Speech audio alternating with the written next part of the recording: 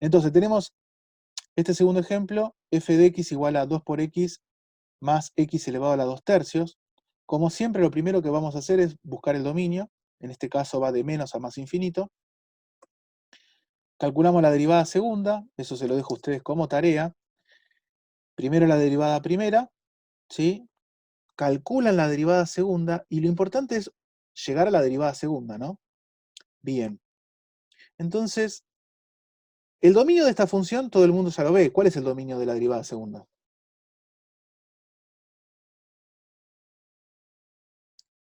Los escucho, ¿no? Todos O los menos reales cero. menos el cero.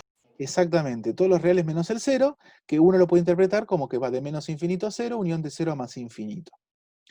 Así como está dado el panorama, ¿quiénes van a ser los candidatos a puntos de inflexión y por qué?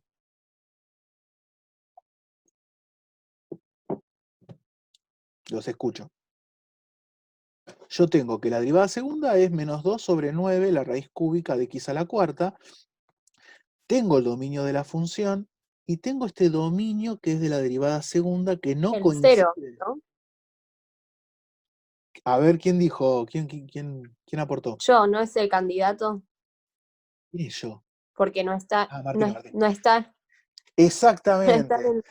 no está en el dominio de la normal y está en la de la derivada En segunda. la de la derivada segunda. Exacto, exacto. O sea, ya vemos que, o sea, acá uno lo que tiene que hacer es analizar las dos fuentes, por decirlo de alguna manera, por separado. Es decir, las que provengan de la no existencia de la derivada segunda, pero que sí exista en el dominio de f, y de aquellos puntos que me anulan la derivada segunda.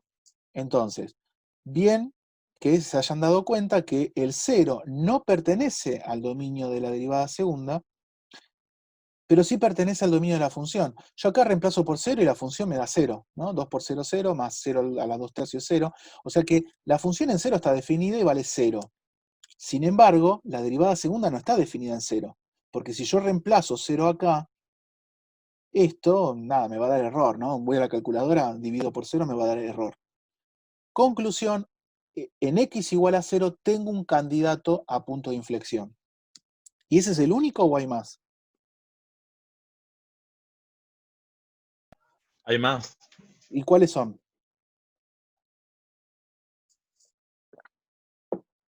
Yo debería igualar la derivada segunda a 0. Menos 1/8. ¿Estás seguro? Fíjate esto, mira, vos agarrás esto, lo igualás a 0. Esto igualado a 0, ¿tiene solución? No, porque te queda menos 2 igual a 0. Exactamente. O sea que no hay candidatos que provengan de anular la segunda derivada, porque la derivada segunda igualada a 0 no tiene solución. No hay ningún valor de x que vos reemplaces acá que esto te dé 0.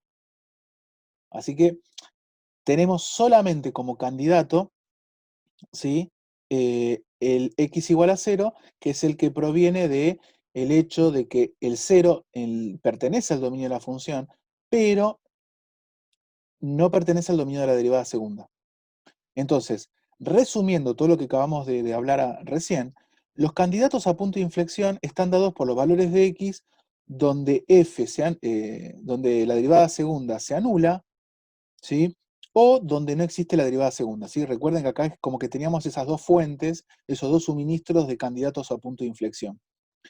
Bueno, en este caso, la derivada segunda va a ser distinto de 0 para todo x distinto de 0, ¿no? O sea, recuerden que la derivada segunda no lo puedo evaluar en x igual a 0 porque esto, como se suele decir también en la jerga, esto es como que explota, no, porque se va como infinito.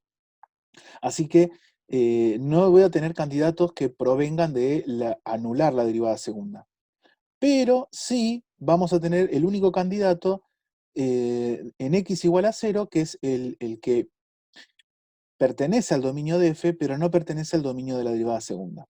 Fíjense, por eso también, qué importante el hecho de tener el dominio de la derivada segunda, ¿no? Para poder contrastar con el dominio de f y en ese caso obtener también candidatos a punto de inflexión. Entonces, ¿alguna duda? Fíjense que esto fue más que nada tirando a conceptual, pero que si no queda claro, uno en el camino puede perder candidatos a punto de inflexión.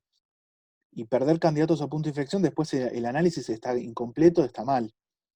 ¿Alguna duda de esta parte de cómo llegamos a que el único candidato a punto de inflexión es x igual a 0? ¿Alguien no le quedó claro? Bueno, veo que A mí, no te quedó. Bien, Elena. A ver, acordate lo siguiente, vos tenés dos fuentes o de dos lugares distintos que te pueden proveer candidatos a punto de inflexión. Por un lado, agarrás la derivada segunda, la igualás a 0 y la resolvés. Los que te resuelven esa ecuación son candidatos a punto de inflexión. Pero resulta, como creo que fue Alejandro, que cuando vos igualás esto a 0, pasás para el otro lado multiplicando el 9 raíz cúbica de x cuarta, el 0 por eso te da 0, y te queda que menos 2 es igual a 0. Eso es un absurdo. Cuando vos llegás a un absurdo, entonces lo que concluís es que esa ecuación no tiene solución. Por lo tanto, la derivada segunda, ¿sí? Cuando la igualas a 0, al no tener solución, no te suministra, ¿sí? Valores de x que sean candidatos a puntos de inflexión. Por lo tanto, quedan descartados la posibilidad de que provengan de la derivada segunda igualada a 0. Los otros candidatos que pueden llegar a aparecer, ¿sí? Son aquellos valores de x que la función está definida, pero no está definida la derivada segunda. El único valor de x donde está definida la función, pero no está definido la derivada segunda, es en 0. Porque el 0, fíjate, no pertenece al dominio de f segunda, pero sí pertenece al dominio de f. O sea que el 0, la función existe, pero lo que no existe es la derivada segunda.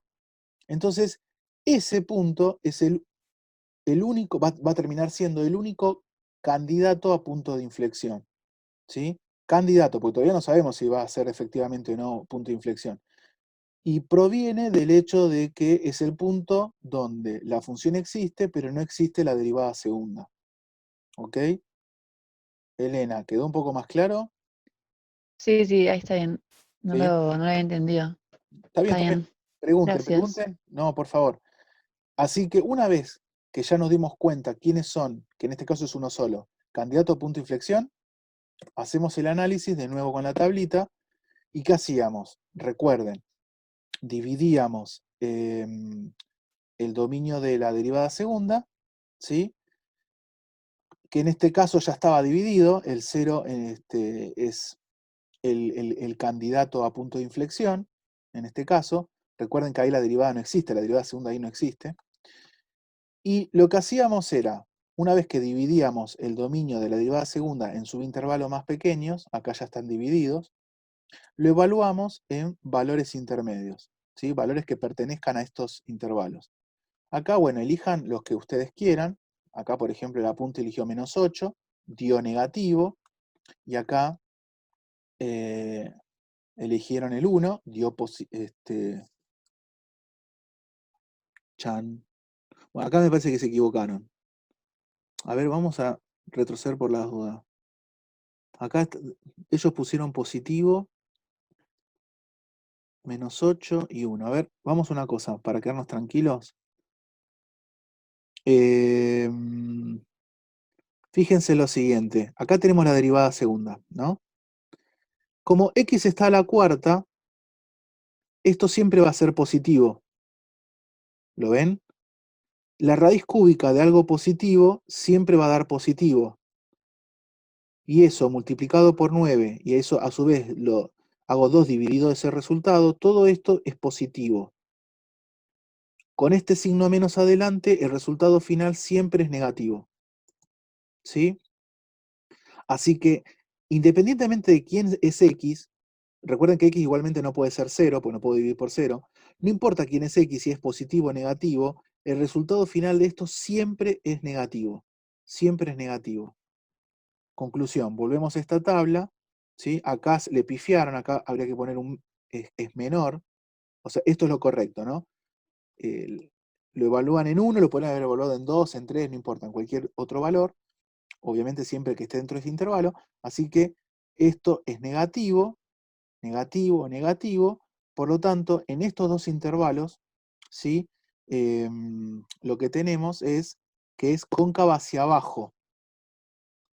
Por lo tanto, este candidato a punto de inflexión es un candidato frustrado. ¿Por qué frustrado? Porque no terminó resultando ser un punto de inflexión, porque no hay cambio en la concavidad. ¿Ok? Así que eso lo volcamos acá, esta información. Fíjense que intervalos de concavidad positiva no hay. Sí va a haber intervalos de concavidad negativa. ¿Cuáles son? De menos infinito a 0, por un lado, y de 0 a más infinito por el otro. ¿Sí? Esto también póngalo así con coma, no pongan unión, directamente escriban uno al lado del otro. Y bueno, y finalmente punto de inflexión no hay, ¿sí? Porque no hay cambio de concavidad. ¿Y esto en un gráfico cómo se refleja? El gráfico de la función 2x más x a la 2 tercios, elevado a la 2 tercios, es este. Si se fijan, ¿sí? Siempre va a ser cóncava negativa, ¿no? Esto es como si fuese parte de una sonrisa dada vuelta, y esto, bueno, también, ¿no?